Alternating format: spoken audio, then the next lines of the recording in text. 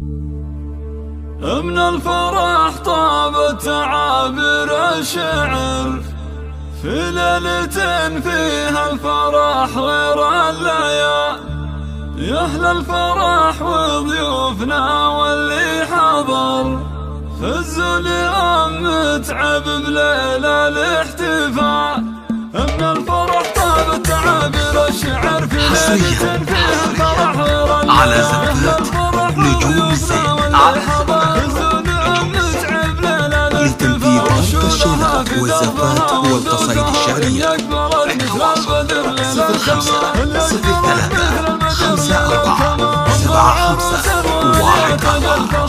05 فرحة أميرتها خلود ضي النظام تفرح وفرحتها خيال في خيال. متعب اللي قدرها وسط الصدى شيخة عربها دون شك ولا جدال. الكرم والطيب سيرتها عطر سنعة أصيلة فرقت بالخصام من الشيوخ اللي لهم شان وقدر من رؤوس قوم من مقادم الرجال من رؤوس قوم من مقادم الرجال. وابوها مصلح شهن وبعيد النظر شيخ سنافي ينطح كبار الفعال. واخوانها عز ولها وعز ودخر اهل الفعول الكايدة وقت النزال. مبروك يا خلود بفرح العمر يسعدك رب الكون وسنينك طوال. يحلى عروس بالحلايا والصوال ما مثل زينك يا خلود الا الغزال. هبه بجمال وذوق واخلاق وسحر ومكمله بالطيب والطبع الزلال. يا بنت شيخ سرت عز وفخر ومعربة جد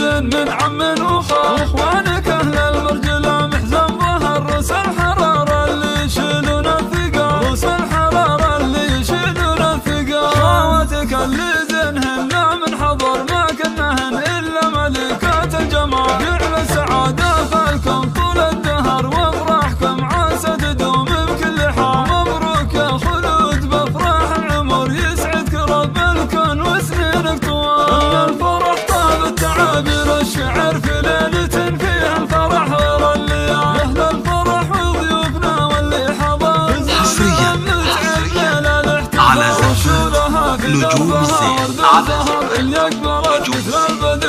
لتنفيذ تلك الشيلات والزفات والقصائد الشعرية. التواصل 05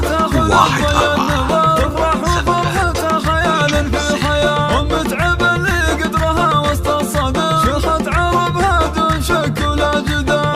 الكرم والطيب سيرتها عطر سنعة أصيلة فرقت بالخصام من الشيوخ اللي لهم شان وقدر من رؤوس قوم من مقادم الرجال من رؤوس قوم من مقادم الرجال. وابوها مصلح شهن وبعيد النظر شيخ سنافي